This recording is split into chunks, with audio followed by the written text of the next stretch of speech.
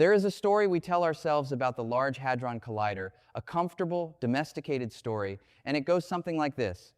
Deep beneath the French and Swiss countryside, inside a circular tunnel stretching nearly 17 miles in circumference, scientists accelerate tiny particles and then study the debris, the way a child might smash two toys together and then sort through the broken pieces on the floor. We imagine white-coated physicists peering at smaller and smaller fragments of familiar matter, cataloging the microscopic furniture of the universe with ever finer precision. This story is not merely incomplete. It is a profound misreading of what is actually happening inside that machine, and correcting that misreading requires us to abandon nearly everything our everyday intuitions tell us about matter, energy, space, and the very nature of physical reality. The Large Hadron Collider is not a magnifying glass. It is not a passive instrument designed to look more carefully at the same world we already inhabit. It is something far more violent, far more philosophically radical than that. It is a machine engineered to momentarily assault the local structure of space-time itself, to subject a microscopic region of our universe to energy densities so extreme that the ordinary rules of low-energy physics simply dissolve.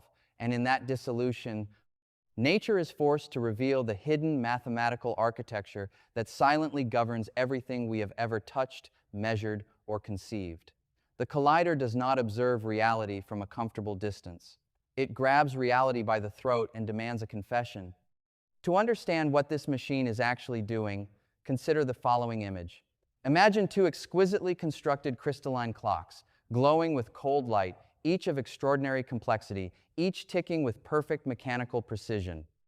Now imagine submerging yourself in a pitch-black ocean of infinite depth, a freezing, motionless abyss where no light has ever penetrated and no warmth has ever reached. You hold one clock in each hand.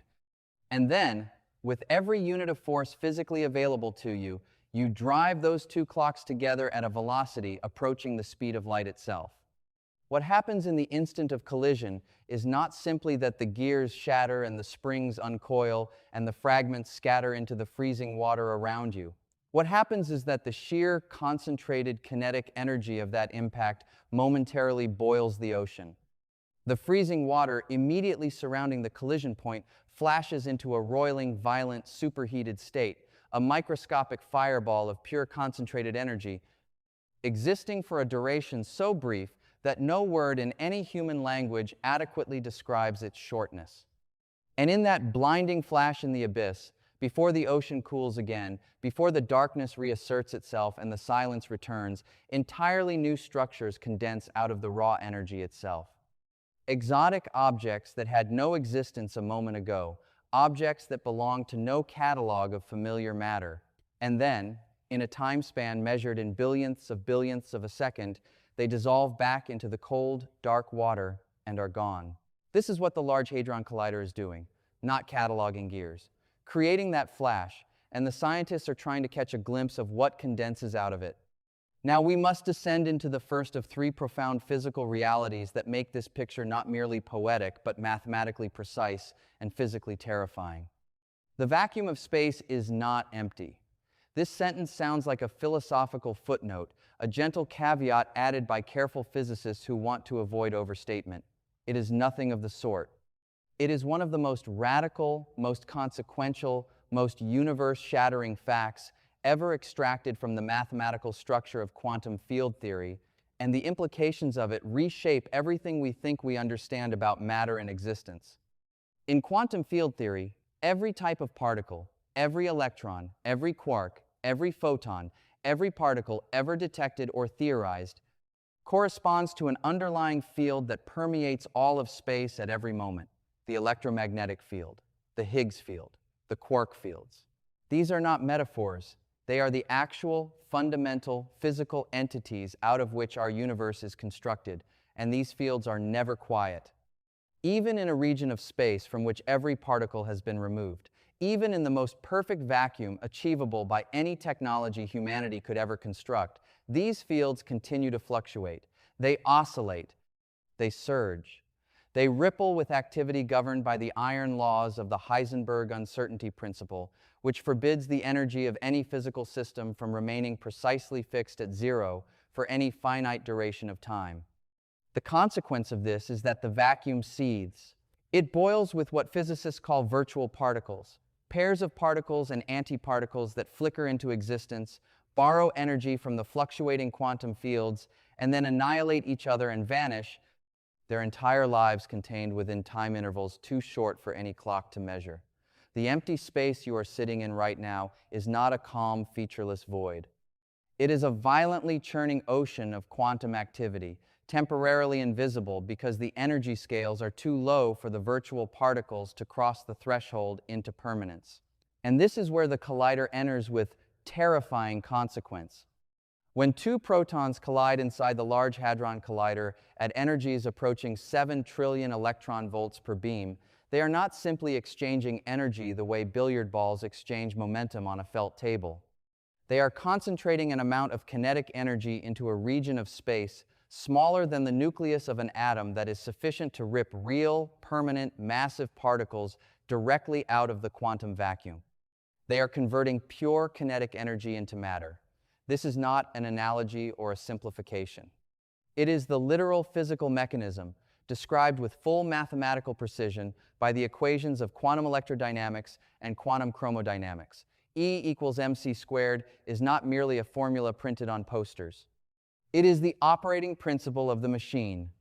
The solid matter that emerges from a high-energy collision is condensed, crystallized, trapped energy. Matter is what energy looks like when it has been persuaded to stay in one place. This should disturb you. It should disturb you because it means the ordinary, solid, tangible matter you consider to be the fundamental substrate of reality, the matter that constitutes your body, your chair, the floor beneath your feet, is not fundamental at all.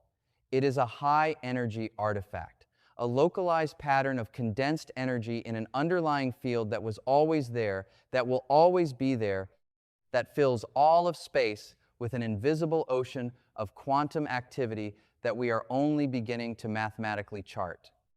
Now we must go deeper into a territory where the mathematics become so strange that physicists themselves sometimes struggle to fully absorb what the equations are telling them.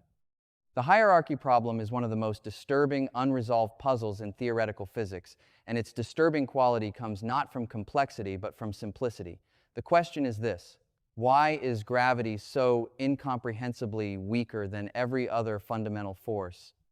The electromagnetic force between two electrons is approximately 10 to the power of 42 times stronger than the gravitational force between them. Not 10 times, not a million times. 10 followed by 42 zeros times stronger. This is not a slight discrepancy. This is a screaming, urgent mathematical asymmetry for which the standard model of particle physics has no answer. And the silence of the standard model on this point suggests that something fundamental is missing from our picture of physical reality. The most mathematically compelling candidate answer comes from string theory and the physics of extra dimensions. The proposal is the following. Our three-dimensional universe, everything we can see, touch, measure, or detect, is not the totality of physical reality. It is a membrane, a brain in the technical language of theoretical physics, a thin, three-dimensional surface embedded within a higher dimensional space called the bulk. The three familiar spatial dimensions we navigate every day are not the only spatial dimensions in existence. There are additional dimensions, curled, compactified, or extended into the bulk in ways that are mathematically consistent but experimentally invisible at low energies. Gravity is so weak because it is not confined to our membrane. While the other fundamental forces, electromagnetism, the strong and weak nuclear forces, are trapped on the three-dimensional brain and cannot leak into the bulk, gravity can propagate in all dimensions, including the extra ones. The graviton, the hypothetical carrier of the gravitational force, leaks away from our universe into the higher dimensional bulk space. What we experience as the feeble strength of gravity is not the true strength of the gravitational force. It is the diluted remnant left on our membrane after most of the gravitational influence has diffused away into dimensions we cannot directly access. Now consider what this means for the collider. If extra dimensions are real, and if they are large enough, then collisions at sufficiently high energies should produce gravitons that leak directly into the bulk. And here is the chilling experimental signature of this process. A graviton that escapes into the bulk cannot be detected.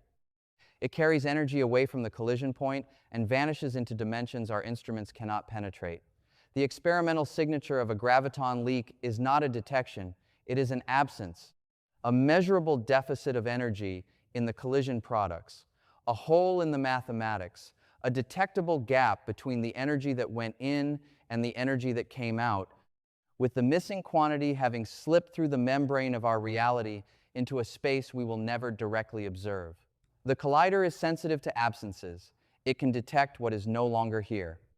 And the absence of energy in the right mathematical pattern would constitute the first experimental evidence in human history that our universe is a three-dimensional surface floating in a higher dimensional space. We must now address the third and perhaps most unsettling dimension of this story, the question of whether the physical laws governing our universe are permanent. The Higgs boson is not simply another particle to add to the growing catalog of fundamental constituents. It is the physical manifestation of a field that is responsible for the most important property of matter, mass.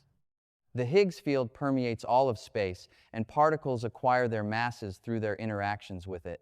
The specific value of the Higgs field throughout space, what physicists call its vacuum expectation value, determines the masses of every fundamental particle in the universe. Change that value, and you change the electron mass, the quark masses, the mass ratios that determine the structure of atoms and the stability of matter. Change that value sufficiently, and chemistry becomes impossible, stars cannot form, nuclei fly apart, and the universe we inhabit dissolves into an unrecognizable state of existence. And the deeply disturbing mathematical fact is this: precise measurements of the Higgs boson mass, combined with measurements of the top quark mass, suggest that the Higgs field may not be resting at its true lowest energy state. The current value of the Higgs field, the value that produces the physical laws and constants we experience, may correspond to a false vacuum, a local minimum of the Higgs potential energy, not the global minimum. Imagine a ball resting in a small bowl carved into the side of a much larger, much deeper crater. The ball is stable in the local sense. It will not spontaneously roll out of the small bowl under ordinary circumstances. But the small bowl is not the lowest energy state available. The true minimum lies far below, at the bottom of the great crater. And if the ball were ever nudged with sufficient energy, or if quantum tunneling were to spontaneously shift the field state, the ball would roll out of the false vacuum and cascade down into the true vacuum, sweeping across space at the speed of light, converting every region it passed through to a new set of physical laws that would bear no resemblance to those governing our current existence. By probing the energy limits of the Higgs sector, by measuring the Higgs boson with the greatest possible precision and charting the mathematical shape of its potential energy landscape, the collider is doing something that has no precedent in the history of human scientific endeavor.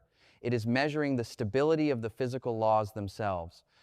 It is mathematically surveying the edge of the bowl in which our universe is resting, determining how close we are to the lip, how deep the true vacuum lies below us, and how probable the transition might be over cosmological timescales.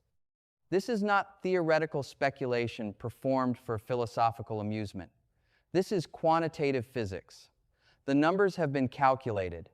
The current best estimates, using the measured Higgs mass and top quark mass, place our universe in a condition that physicists describe as metastable, stable for timescales vastly longer than the current age of the universe, but not eternally, fundamentally stable. We are, in a precise mathematical sense, resting on a ledge above an abyss of lower energy physics, and the collider is the instrument we have built to look over the edge and describe what we see. There is a particular kind of intellectual courage required to sit with this knowledge without flinching. Not the false courage of dismissing it as too abstract to matter, and not the false comfort of wrapping it in reassuring language about the safety of long timescales. The genuine courage of recognizing that the physical laws governing our existence, the laws that produce atoms and light and gravity and life and consciousness, are not written in permanent ink on the bedrock of eternity. They are contingent. They are the product of initial conditions in the early universe and the particular shape of the Higgs potential landscape. They could, in principle, be otherwise. And understanding this does not diminish our existence. It amplifies it with a kind of beauty that is difficult to describe but impossible to ignore once it has been felt. We are a species of conscious, mathematically capable beings, living on a thin rock orbiting an unremarkable star in an ordinary galaxy among hundreds of billions of galaxies, and we have constructed instruments powerful enough to probe the vacuum stability of our universe, to search for the shadow of extra dimensions, to drag real matter out of empty space using nothing but concentrated kinetic energy. We have looked at the equations governing the fundamental structure of reality and found them not merely correct, but layered, with depth beneath depth, each answer revealing a new question of still greater strangeness. The collider is not knocking politely on a door we already knew existed.